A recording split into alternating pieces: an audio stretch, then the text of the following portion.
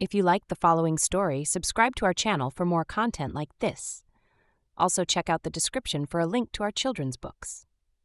Chapter 11 of The Count of Monte Cristo for Kids, in which our hero learns that even mysterious counts need a really good interior decorator. If you're going to be a mysterious count in Paris, you can't just live anywhere. You need the sort of house that makes other rich people feel like maybe they should redecorate immediately and possibly hire better gardeners. The Count of Monte Cristo, formerly known as Edmond Dantes, though he was trying very hard to forget that part, had found exactly such a house.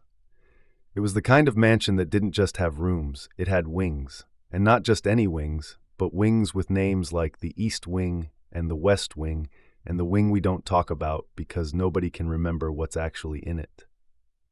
"This will do nicely," the Count declared to his new butler Bertuccio, who had an absolutely magnificent talent for appearing out of thin air exactly when needed. This is a very important skill for the butler of a mysterious count.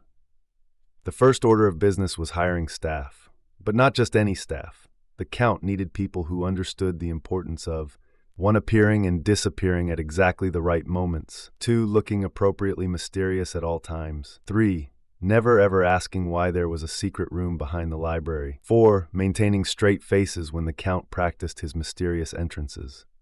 "And remember," he instructed his new household staff, "if anyone asks where I came from, you must look thoughtful and say something like, 'Ah, the Count, he's quite the mystery, isn't he?'"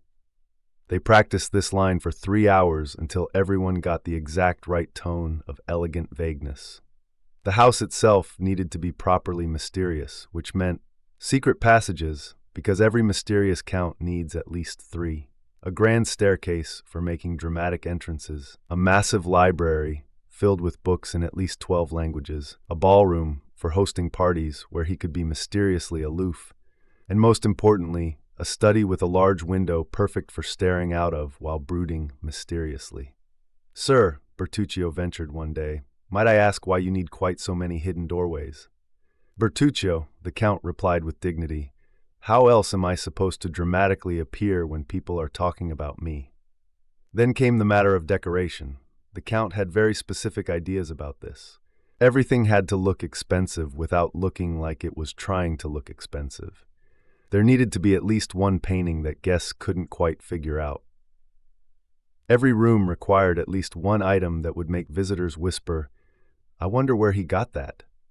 And absolutely everything had to have a story behind it that the Count could mysteriously refuse to tell. But the Count's favorite room wasn't the grand ballroom or the mysterious study. It was a small room at the top of the house where he kept his telescope. Here, he could look out over Paris and plan his next moves while pretending he wasn't occasionally using it to make sure his friends were safe.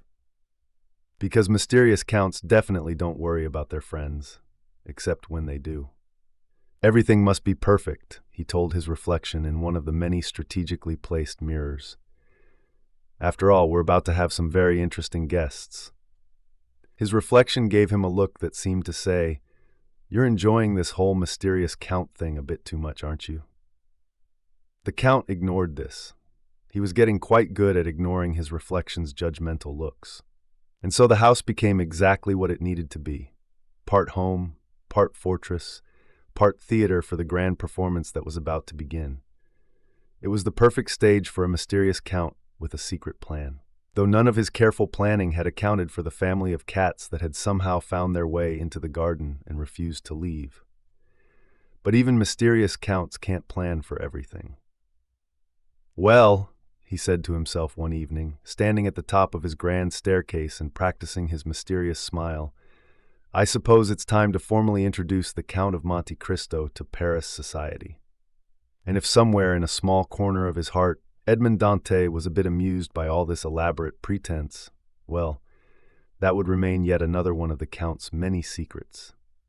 But the cats knew. Cats always know. Be sure to like this video and subscribe to our channel for more content like this. Also, check out the description for a link to our children's books.